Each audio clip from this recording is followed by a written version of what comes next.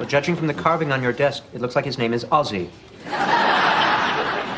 Yes, and apparently he rules. A long time ago, in a galaxy far, far away.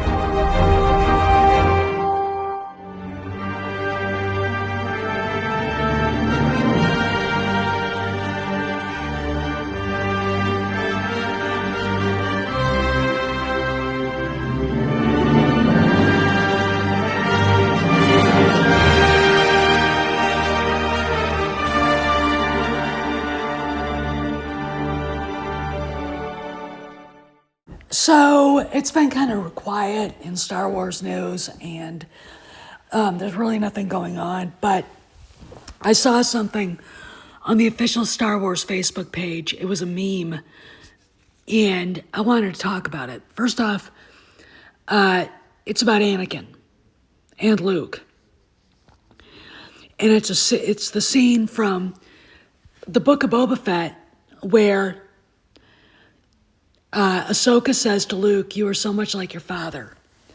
They're trying to get people to watch the Book of Boba Fett.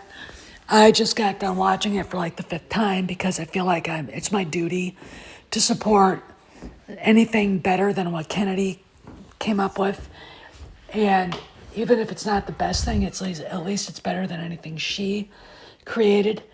Even though I do think she was probably part of the reason why it failed in some ways.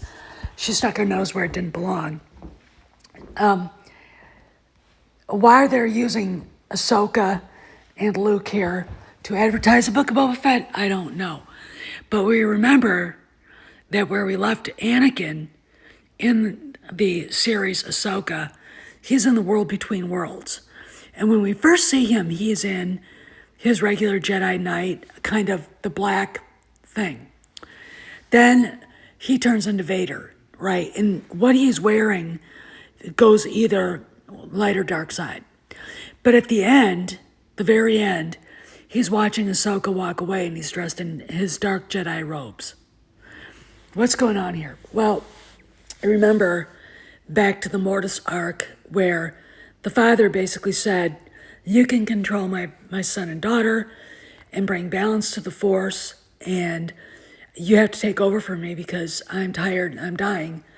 And Anakin said, "No." Okay, so we have him basically living his destiny as taking over for the father of Mortis. He's literally a force wielder. He is a god in that way. And he's basically the perfect balance between the dark and the light, because if you look at it, he spent as much time on the light side of the Force as he did on the dark side, which is, yin and yang, either way. And it's very interesting to me. But the thing that really dragged me into wondering what's going on is, why did they use Ahsoka and Luke to advertise the Book of Boba Fett?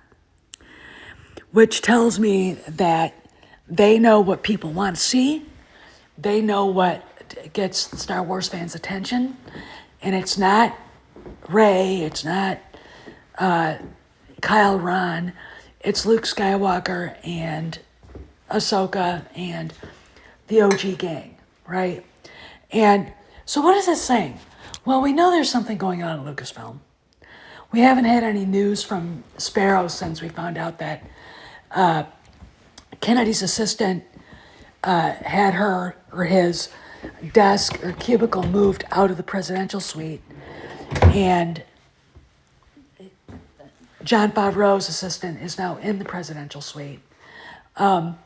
We know that that's happening, but nothing has been talked about. Nothing has been said. Nothing. I mean, literally, it's like a dark hole, except for little tidbits we get when Sparrow decides to jump in and say something to Cameron. And what I like about this is that the kid they have under the deepfake looks like Luke, and the kid they had in the deepfake in The Mandalorian episode 16 would be a great Skywalker. They wouldn't really have to do a lot with him. either of them. And, it just seems to me that they're pointing the way back. And there are changes on the way. I mean, the fact that, none of the people that have caused so much trouble for Lucasfilm that are still there have said anything lately about anything except for Pablo Hidalgo attacking Rudy Giuliani when he got hurt. Giuliani saw a woman on the side of the road. He stopped to help her, discovered she was escaping domestic violence, and jumped in to save her, jumped in to help her. So Pablo had to attack Rudy Giuliani for that. But this video isn't about Rudy Giuliani or Pablo Hidalgo. It's sensing a new direction for Lucasfilm, and I think it's probably a good one. There's a feeling here, and even Jason Hunt at Sci-Fi for Me channel has been saying he senses change is happening. And, we get that from Sparrow. There's something going on. Things are changing. They just haven't announced it, okay? But let's talk more. You were right. You were right about me.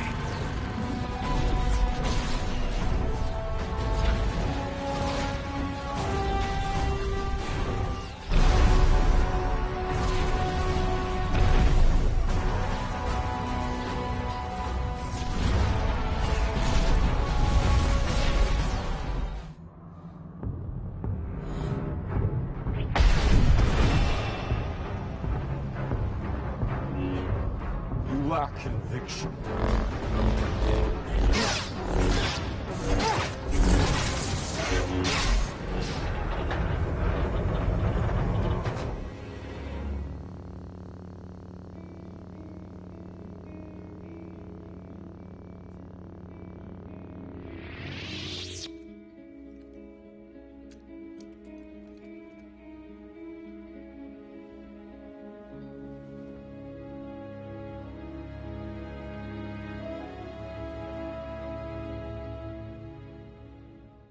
So, at the end of Ahsoka Season 1, we've got Anakin standing, watching her walk away on Peridea. He is a Force ghost, but he's wearing Jedi robes.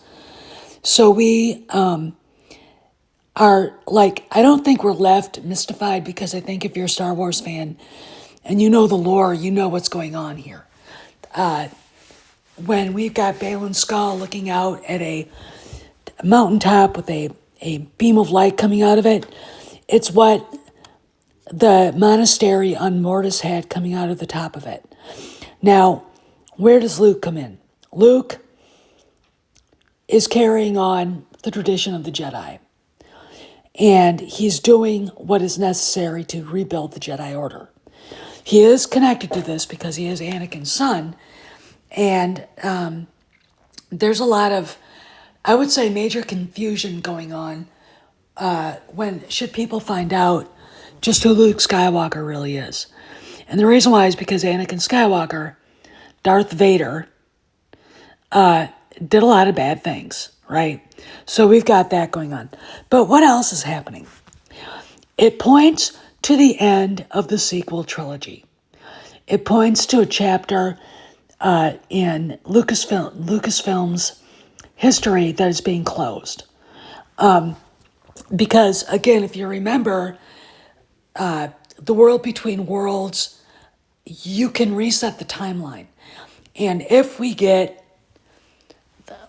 Aboleth, or even the sun, because if you remember Wolves in a Door from Rebels, the sun's eyes light up, and the father and the daughter's eyes are not lighting up.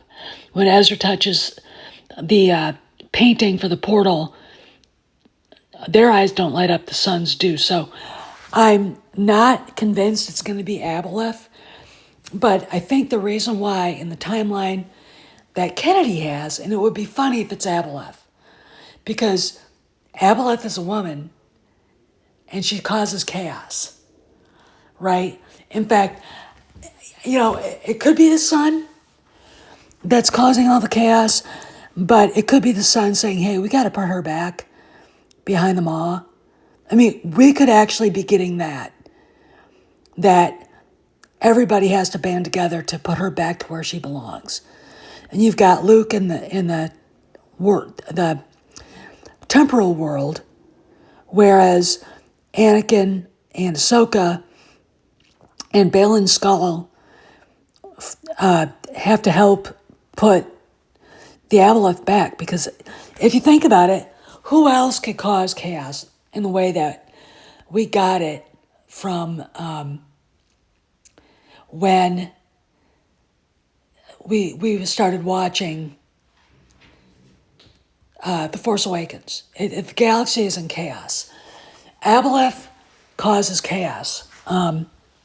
And my theory is, this is what I think they're doing, is they're going to show how when the father kills himself with the dagger of Mortis and the daughter's murdered by her brother with the dagger of Mortis, that the dark side started coming out of balance, and without the other two there, Aboleth escaped. And I think I could be right, where they're all being summoned to Peridia, to the monastery there, because that's what it is. That's exactly what we got from Mortis, to put her back where she belongs. And actually, it makes perfect sense. With the Great Mothers wanting to leave Peridia badly, and Thrawn wanting to leave, there's something definitely about Peridia and something that was there that they were uncomfortable with, right?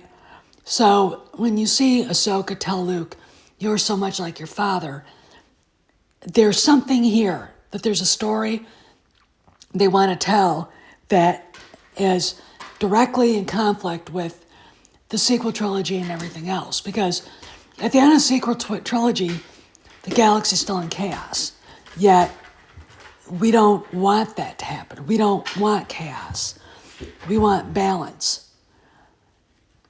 And that's what I think they're trying to do, is they're going to use Mortis and the world between worlds, like we've been talking about, to end the sequel trilogy, put it in its own timeline. There you go. All right. And I think the message is clear by using Ahsoka and Luke, that there's from the episodes that were supposed to be with the Mandalorian, right? That there's a new direction coming. Because they used two popular characters to get people to watch a show that has been degraded wrongly, I think. Anyway, let you guys decide.